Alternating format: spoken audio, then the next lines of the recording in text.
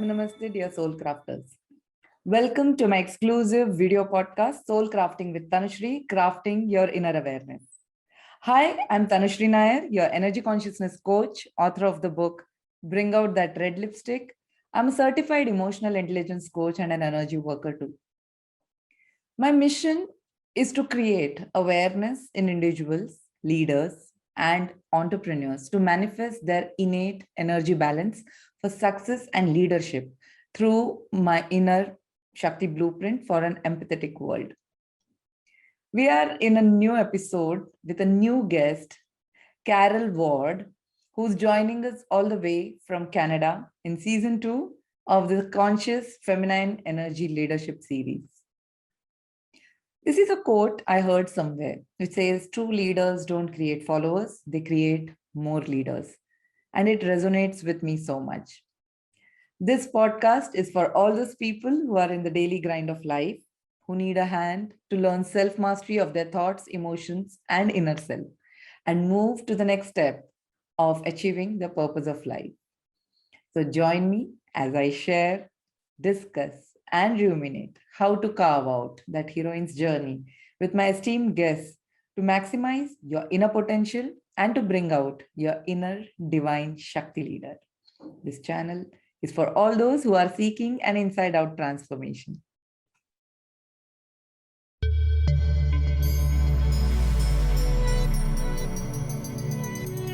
Hello and a warm welcome, Carol, to our show. So glad to have you on Soul Crafting with Tanushree, Carol. Thank you. Happy to be here.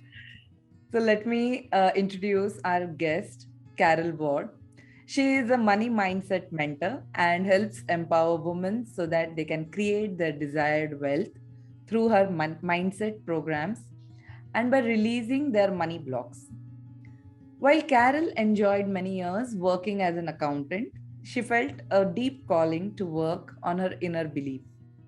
She is now a Master NLP Practitioner and uses her knowledge and experience to empower women to look at their finances with confidence and clarity. She is passionate about helping women overcome their limiting beliefs so they can easily manage their finances. In her free time, Carol loves reading, walking, and spending time with her family and friends. Welcome again, Carol, and we are waiting to hear all about your journey into entrepreneurship. Thank you so much for having me here. Just love being on this episode with you. So thank you. Thank you so much for taking time out. Great. Happy to be here. So Carol, do let our viewers and listeners know, how did you enter into the world of entrepreneurship? That is quite a long story. I'll try to make it as short as I can. So my background is I'm a CPA, which is a chartered professional accountant. And I was a controller for many years and I loved it. When I had my kids though, I had this yearning to be a stay-at-home mom. So I decided I'll put my career on hold and I stayed home with my kids and I loved it. We had so much fun. During that time, I did register for a part-time accounting business. I just wanted to stay in the game, even though I was home taking care of my kids. And it was great. I got to meet some part-time business clients of mine. When my kids entered into high school, I thought it was a perfect opportunity for me to re-enter the business world as a full-time entrepreneur.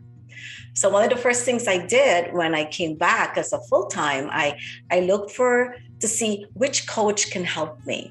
And it quickly came to my notice that maybe a marketing coach, because a marketing coach will direct me where to go to network and will help me identify my clients, who are my clients and so forth. So I got myself a marketing coach. And she directed me to a lot of networking activities, which was great. I ended up meeting a lot of nice people and made some really good friends. My business took off. And I loved it. My business was climbing. But I didn't have the same sort of fulfillment as I did prior to my kids. I didn't have that same, I love being here. And while I will always love numbers, I love analyzing financial statements, I didn't have the same joy. I kept hearing about mindset and I think while I was home, I was working with a lot of, I was hanging with a lot of ladies. And it's quite different. Before, when I was at my old corporate job, I was hanging with a lot of men. So it was a whole different environment. And when I was home with the ladies, it felt softer. I liked the energy, and we started exploring different topics. So when I came back into the business world, I wanted to explore more about the inner mind, the inner voice, listening to your intuition. So I enrolled in the NLP class, which is NeuroLinguistic Programming. And it really focuses on how the language that we use when we speak to ourselves. It focuses on our thoughts and our beliefs, because our thoughts and beliefs really leads to our actions and our results. So I was really, really intrigued. And I went on to become a Master NLP Practitioner. I did a lot of studying. And so when it came time for me to change my business from an accountant practical side to the softer side of a money mindset, I had a little bit of, challenge. It's hard to give up a successful business to move into something of the unknown. But I dived in and I did it. And I'm really glad I did, because I get a different sort of joy when I'm working with my current clients, because I'm still giving them advice on the accounting, but I'm no longer doing the accounting, but I can tell them, this is how you need to manage your cash flow. This is where areas you need to look to see where you're spending. And I still advise them on that, but I'm able to work with them on the money blocks and the money beliefs. And that's the part that I find really intriguing, because maybe after, I don't know what it is, but my inner voice, I'm listening more and more to my inner voice. I had no choice. It kept saying, here I am, here I am. And so listening to my inner voice and helping my clients is where my joy is right now. That's so true. And I think I can even relate to that inner voice thing, because there are times when you take up a journey to fulfill that inner voice. And it's so important to go embark on that journey, in fact, because that's where the whole personality opens up. That's where, as an individual, we open up. And I understand that you were working already in the financial sector earlier. You did take a break, but you did stay in touch with this the domain that you are working in. But still, when you moved into entrepreneurship, you did feel that flutter in your heart, and that butterflies in the tummy, and you feel that that's a big change, moving from a secure income to something that you don't know yet, when, where, how it will happen for us. But just following that inner voice is so important, and you embarked on this journey still. So even though you were working in the financial domain, you did fear the changes that were coming in, because they were also to a certain extent financial in nature, because that's where we are looking at, if I start an business, then is my return of investment, return of time, the effort and the energy that we are putting it, will it be directly proportional, or it will be inversely proportional maybe in the beginning. But as we go ahead and increase our marketing, our sales knowledge, and working towards those logical aspects of business, things fall in place. But the question that I wanted to know is, you said there was a change in the way you worked with men, because earlier you were working a lot with men. There was a different energy there. And then when you started working with women, there was a different energy. And did you also see that these women were also having the similar kind of fears that you were having, the fear of change or money? So what strategies help you deal with this fear of changes? Okay, so when I worked with the men, it was a totally different energy. And I don't want to use the word aggressive, but it's more, things were done. This is how we're going to do it. Didn't have time to sit down and ponder and think, what would happen if it goes this way? Let's just do it. This is what we're doing. So it was just a cut and dry, different type of energy when I worked with the guys. When I came to the ladies, it was more nourishing. We sat down and we evaluated. And somehow, though, when we're evaluating, while it is really great and it's powerful that you look at all the different concepts, sometimes it could be procrastination. Yes. It could be hidden. Fear could be hidden behind procrastination. What is it that we're continually talking about? So I found the energy when I was working with women quite different from men. I find, especially when it comes to finances, I think all across the world, women were taught, let's leave the finances to the men. The men will take care of it. Right. And so as we grew up, we just thought, okay, we will get married. We will go to work and give our money to the husbands, and they will take care. They will pay the bills. They will invest and see if we have enough to purchase a house. And if we need to do any investing in stocks and stuff, let's leave it to the husband. They know more. But this is where I think there is a weakness, because, and I've seen this happen with couples when there's a separation or when there is a divorce. Now the women are feeling vulnerable because they don't know what's going on with their finances. And so this is where they come to me and go, Carol, I made the mistake of thinking we will be together forever, and my husband took care of everything. Now I'm sure he hid some money or put some money away. I don't have all the access to it. And it could be quite a wake-up call if you're in that situation. So I always tell my clients, every day, look at your finances. Get familiar with money. Money's not a taboo subject, because when we were growing up, it's never talk about money. It's disrespectful, and let's keep it private. You can keep it private within your family, but talk about it with your husband. Know how you spend in your money. And in fact, one of the things that I teach about is, if you want to create your abundance, you need to know where you are today with your finances. Because how can you bring in when you don't even know where you are? So get familiar, get acquainted with your finances. And I think that's one of the best strategy. Starting today, find out how much money you have in assets. Find out what all your liabilities are. What credit card debts do you have? How are you spending your money? Look at and if you don't have a budget, create a budget, because I'll tell you, this is one of the most powerful statements that you can use, is having a budget. It shows you where your needs are, and it also shows you where your wants are. Yes. Right. And many times the wants overplay the needs. We spend, okay, I just got to get this and this done, but I really want to buy those fancy shoes because my friend has those fancy shoes, or that purse, or that outfit. And it's the wants, and we're just spending our money on wants. And if we have a budget and we focus on how we spend our money, where it's going, and just understand where our finances are, I think that's one of the best things you can do for yourself. Get familiar with your finances. Yes, so rightly said, getting familiar, because I think that, like you also mentioned, that we have been traditionally taught not to worry about money. It's the male domain or the men's domain to take care of and running the house, basically. So I think, yes, the fear of changing that and trying to take a leap into understanding where your finances are right now, and understanding that it's not so difficult to really know numbers. It's just you have to become friends with them. It's so true. Yes. And just taking that first step and looking at your financial statements, or what a first step is? When the credit bill comes in the mail, don't put it under all the other mails. Don't hide it. Just go, you know what? I'm going to take a deep breath, and I'm just going to open this thing, and whatever it is. Yes. And deal with it from that. Just face it. Right.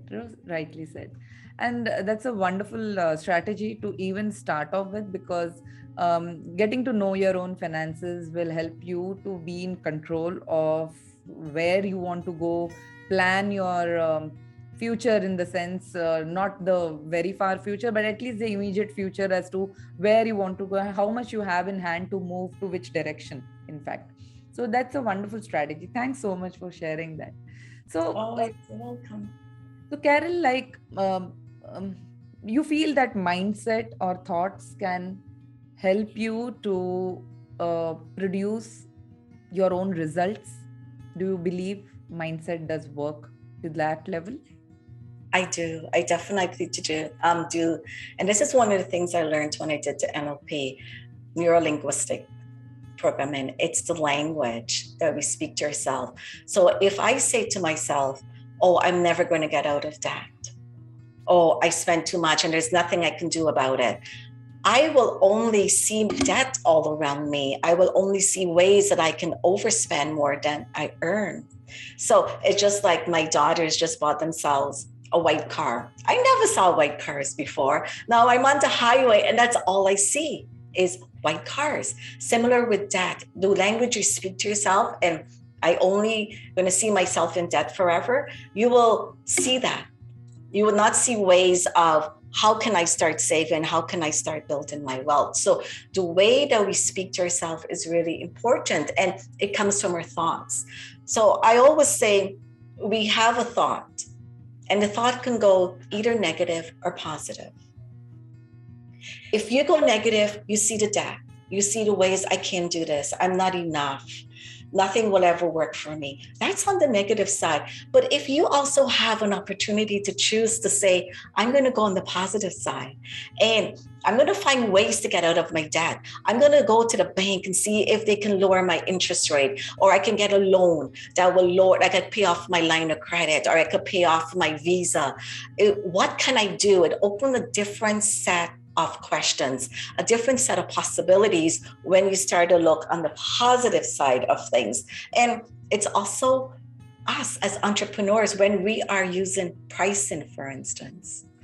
If we were to say, oh, I can't see charging $100 an hour, I think that's way too much.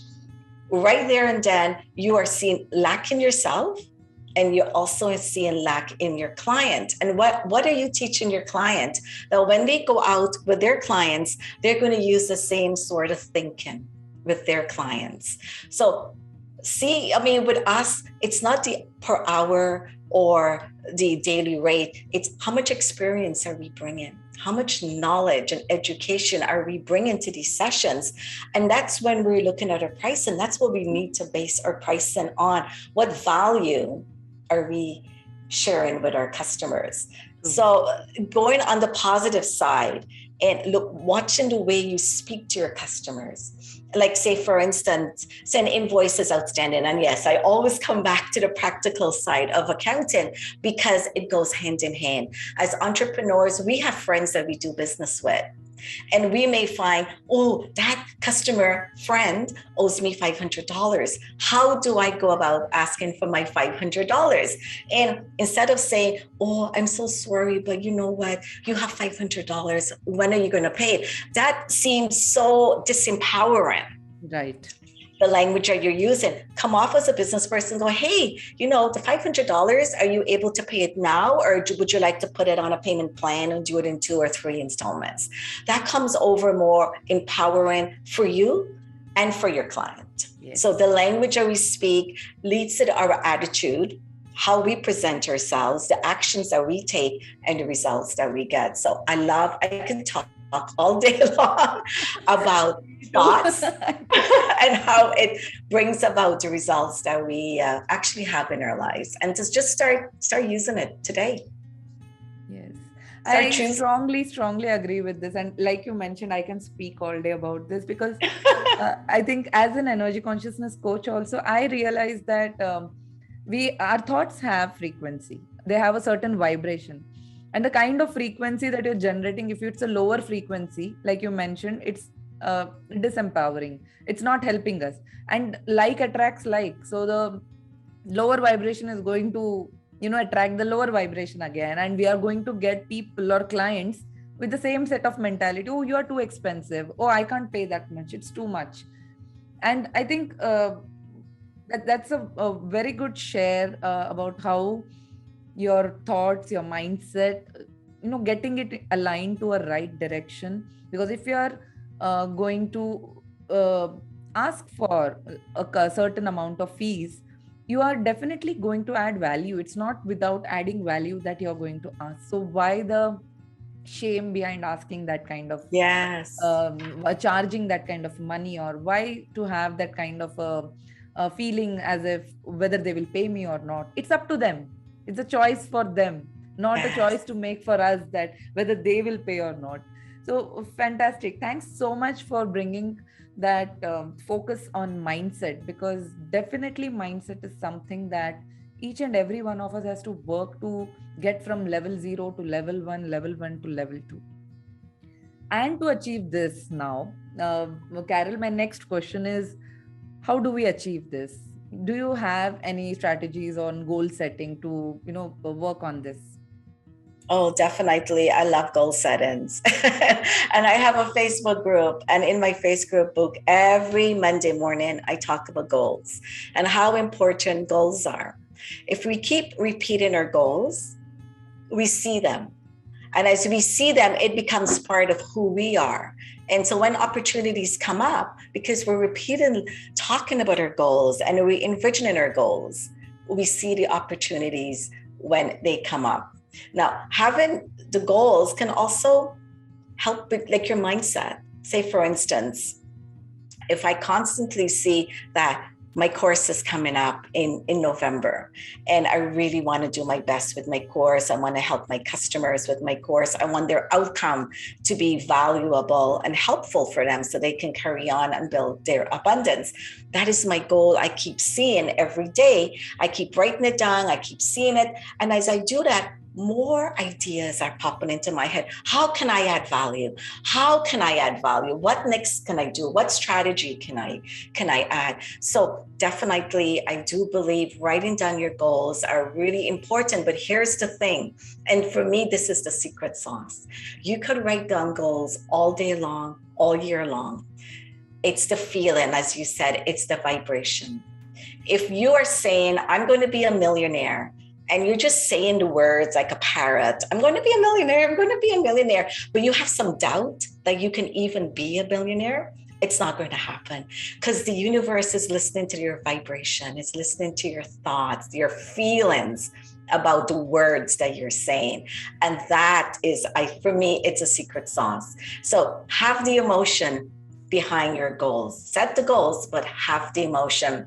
That's one of my strategies. And as I mentioned before, keep on top of your cash flow. The cash flow, knowing where your money is, it will build your confidence.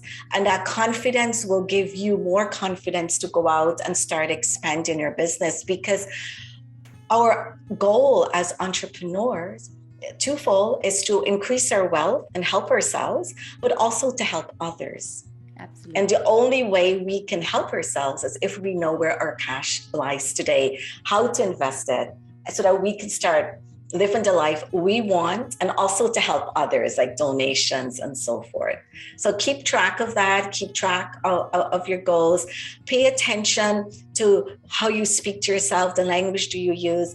And one thing that I love and I'm so grateful for, I love my gratitude journal.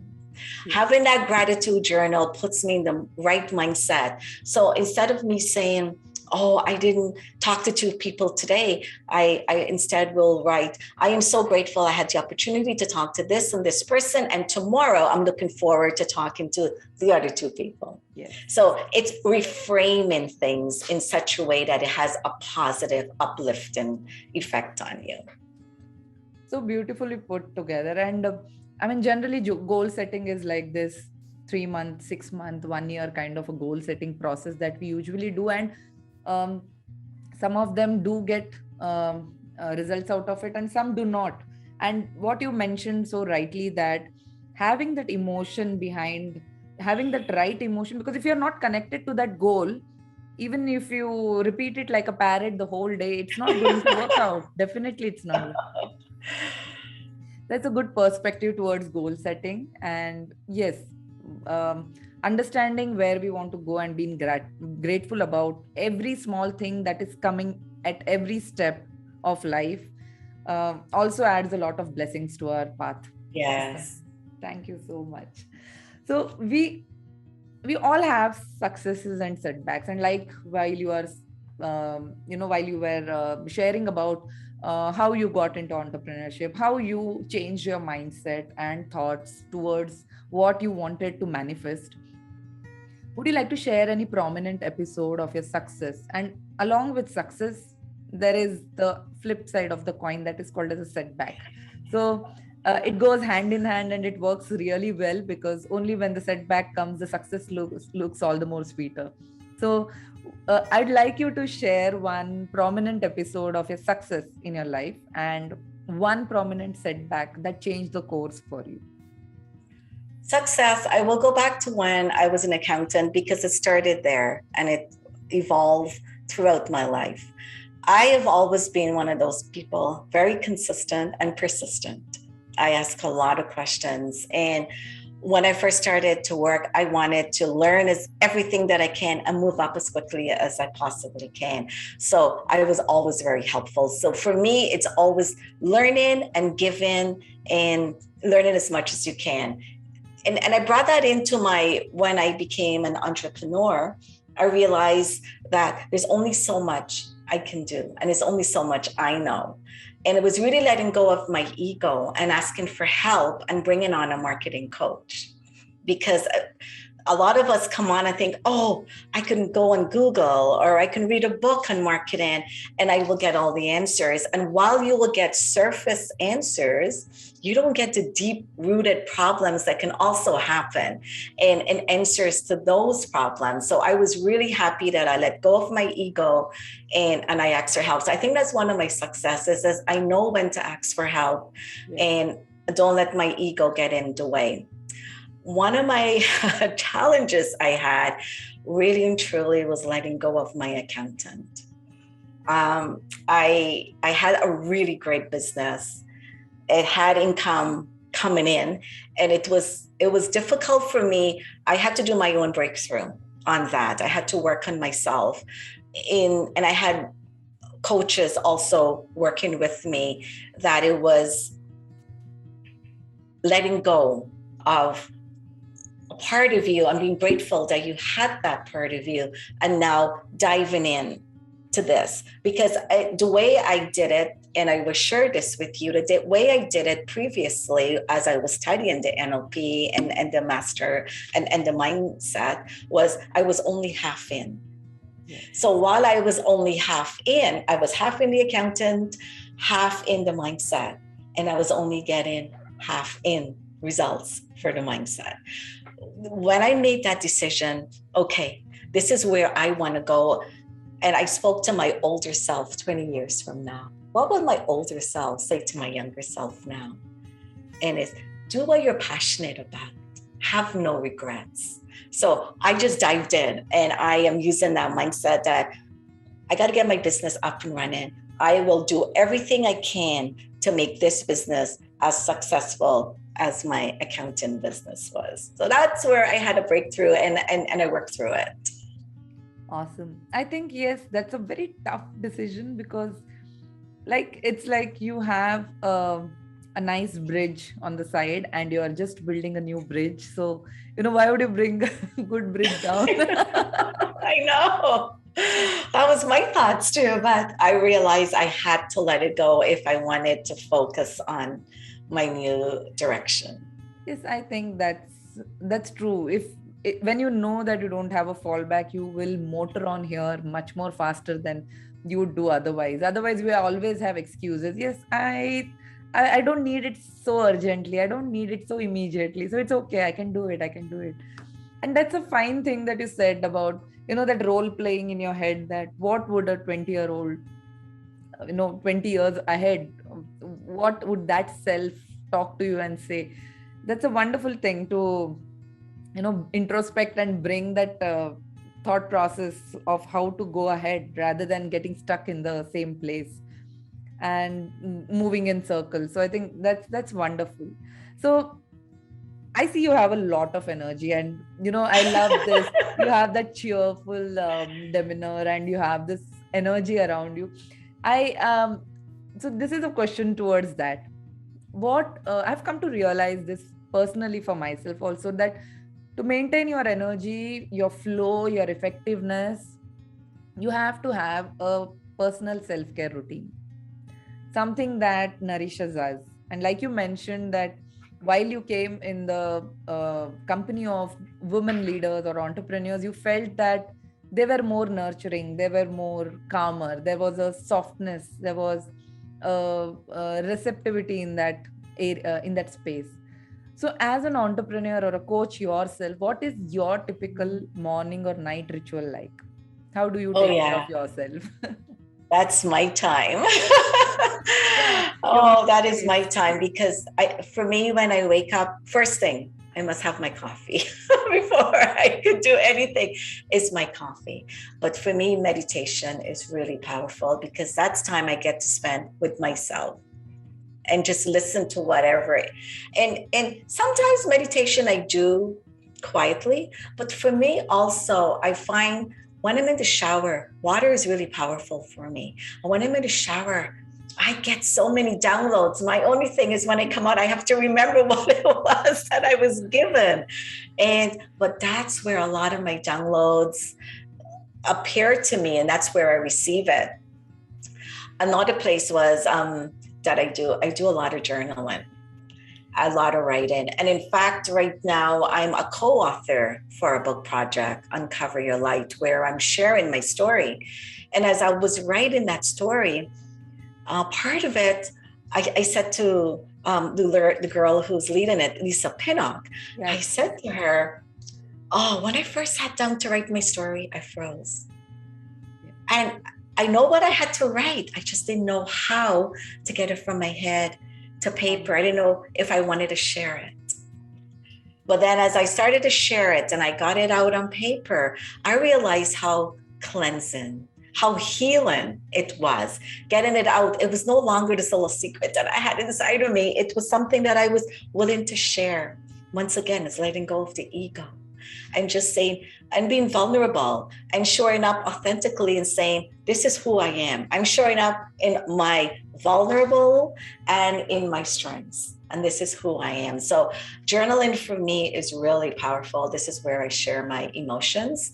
And I love to read. And this is why I thought as a reader, oh yeah, it'll be no problem for me to start to write. But that's not the case. When you're sharing your inner story, it's a little bit different. So I love to read as well. And one thing I do, I'm always about listening to podcasts, money mindsets, but not just about money, about all different parts. I love listening to podcasts and interviews. I see yours coming up as well. And it's just, if I'm on and I see it comes up, I will listen to it as I do my work. So I think these are always, and I call it self-growth. This is always ways that we can continue to nourish ourselves. And bear in mind that in this world that we live in, technology changes things so quickly. Like right now, I am doing IGTV series. 2 months ago, I never thought I was going to do that. And here I am, 2 months later, I am doing IGTV series because this is the way we have to show up. This is the way we bring visibility to ourselves. So my ritual is always about taking care of myself, showing myself self-love, and also growing as well. So those are some of the things. And at nighttime, one thing that I love to do right before I go to bed, I have to read from my Kindle. That is, yeah, I love reading from my Kindle. At the last moment of your sleep is what you manifest. It's like, programming or reprogramming or resetting your entire mindset from that perspective. And it's easiest way to do is to do it before sleeping, I think. Yes. And I think one of the most of the success habits that most famous people or people who have been successful money wise or fame wise, or they do have meditation as one of their power rituals. They do have gratitude journal or journaling or writing down as one of their power rituals, and reading. I think you have mentioned all three, which is really they are power rituals in their own way. And definitely, I think you would be inspired by somebody or something that you have read, because since you mentioned you love to read. So please do share your favorite quote that inspires you. It might be your own quote or a quote which you must have read, seen, heard, maybe a movie, anything. This is my quote, and I'm sincerely hoping I didn't hear it from anywhere else as I wrote this quote. I believe that we create our own journey, one thought at a time. And because I'm so passionate about having the right thoughts that will lead us to our end results, it's really and truly creating or starting the journey and ending the journey with our thoughts. Beautiful. It's so true. Yes, every thought counts. So, nothing is a waste. Everything needs to be carefully crafted in our head before we actually step out. And thoughts become actions. So, that's a wonderful quote. Thanks so much for sharing with us, Carol. And since you have been giving us so many strategies on thoughts, on mindset, and since you come from a financial domain, you work as a money mindset coach, would you like to share a tip or advice with our followers on how to manage your cash flow? Oh, yes, I would love to. Start with a budget, first of all. Because if you have a budget, it will highlight the areas where your money is going. And yes, there are some fixed areas, like if you have to pay rent or you have to pay mortgage or insurance, or those are all things that are bills that you cannot play around with. But let's look at the variable expenses that you have, such as grocery shopping. Right? And this is a big one, because when you go grocery shopping and you have that lovely credit card with you, you might be tempted to buy things that you want. Oh, look, a new biscuit came out. I want to see what it tastes like. So it goes into your cart. Whereas if you go to your grocery store with cash, you only have a limited amount of cash to spend, because you don't want to get to the cashier and not have enough money, because you may feel a little bit embarrassed about that. So as you are shopping and you have cash, you're mentally adding in your head, I can only get this, this, and this. And this is where you bypass all those things that are on sale. Because for me, if I see things on sale, that used to be my weakness. I go, oh, look, it's on sale. Let me buy 3 or 4 of that so I can store it for when I need it. But just for every moment, just buy what you need. And just whatever cash you have, and you will see, as you start to pay close attention to your cash flow, watch where you're spending your money, highlight any areas where you can start saving. If you're going to the gym, for instance, and it's costing you $50, $60 a month, is that something you can do at home with a home program? Right? If you're like me, before COVID hit, I didn't even realize it, because Tim Hortons is like 5 minutes away from my house. Every time I left my house, it was ingrained within me. It was an unconscious habit. Oh, I got to go into Tim Hortons and get my coffee before I go to my networking event. And that's $3, $4, depending on whatever you buy. If you do that a few times a day, say I spend $12 a day and it's 5 days, that's $60 a week I am spending just on coffee. So look for ways that you can cut down on your spending. You don't have to give it all up. I can still have it a couple days or 1 day a week. Still reward yourself, because in this world that we're living within, it's not all about saving. It's also about rewarding ourselves and appreciating what we have. So 1 or 2 days of going to have my coffee is fine, but still be really diligent about where you're spending your money. And and I see this with ladies shopping as well. They go shopping together, and one might be able to afford that $500 dress, and the other one could afford a $300 dress. But because they're shopping with that lady with a $500 dress, they are tempted to try it on. And the moment they try it on, they fall in love with it. They have to have it. It goes on the credit card. That's a debt that they did not account for.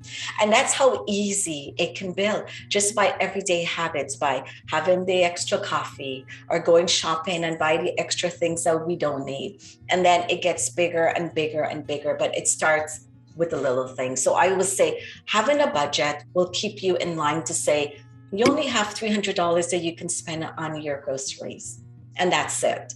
And you can go to coffee and have your coffee maybe $20 a week or 20 or whatever, but give yourself boundaries within your spending, because if you don't have that boundaries, you will have no idea of how much you can spend and not spend. So the first thing is have a budget. And as you go to spend, compare it to see where the differences are, and then start saving that money. Another thing I will say with your cash flow is, Look what happened with COVID-19. A lot of us were put on the spot and did not have emergency money to fall back on. So you don't want to put yourself in that vulnerable situation. Always have emergency money that you can fall back on. And by that, I mean cash. You may have it, but it could be invested elsewhere and you may not have easy access to it. So always have, even though you're invested, always have easy access to cash in case something happens. And I think those are just a few things that you can start right away looking at. And entrepreneurs, I don't know, like when I get my money in, I put aside my taxes right away. I have my tax account and I put it in my tax account because I have to send that money to the taxes. It's not all mine. Part of it is mine to use and part of it is money that I have to submit to the taxes. And this is where as entrepreneurs, we fall into this trap because we get that whole $100 and we think, yay, I've got $100, let me go spend it out. But for us, we pay our taxes in April. Come April, how are we going to pay that money to the government if we don't have it? So put aside the money that you owe for taxes. So it's just start allocating where the money is going to, where it's owed to. And if you have any debt, one thing I always say to my customers, look at your debt. Look at those credit cards because there's a lot of hidden charges in the credit cards. And there's also high interest rates. Yes. Work with your high interest rate, bring it down, bring that balance down as quickly as possible. Do not miss any payments because the moment you miss payments, it affects your credit rating as well. So if you want to borrow money and you have a low credit rating, you will run into challenges. And the second thing is you will have a higher interest. So if you have a higher credit rating, you pay lower interest. So look after your credit rating. Don't miss any bill payments. If you have to pay the minimum, go ahead and pay the minimum.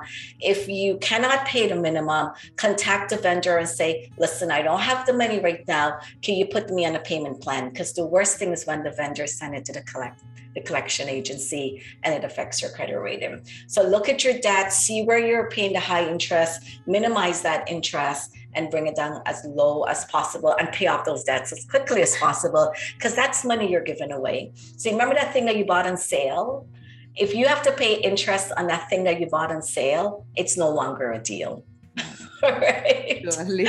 So keep looking at your finances. And these are just some really quick tips. I can get lost in finances, as you can see. So I will stop right there. These are brilliant tips, Carol, because these are the smaller aspects where we need to micromanage these things. We usually feel that they might not add up to become a big thing, but actually these small things are the ones that add up and become a big debt in future. And thanks so much for generously sharing these tips.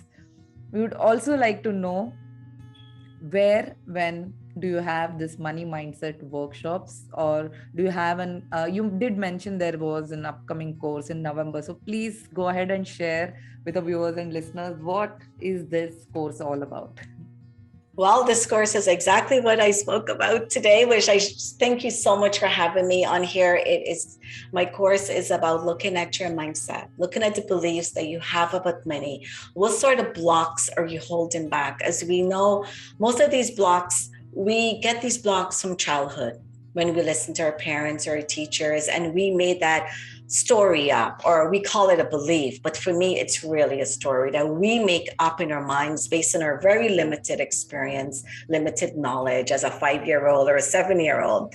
And sometimes as we change and evolve, those beliefs change and evolve, but sometimes they don't. And I find when it comes to money, because in our society, we do not talk about money, those beliefs do not give an opportunity to change and evolve as we do in other areas. And it holds us back. It blocks us from achieving our wealth. So I address those areas of the mindset and we go deeper and we working with a coach, ask the right questions. And we see the way you respond to a question, what sort of triggers you? Where are your fears coming from? Where is your anxiety coming from. And then we can go deeper and then start offering tools to help you with those resources.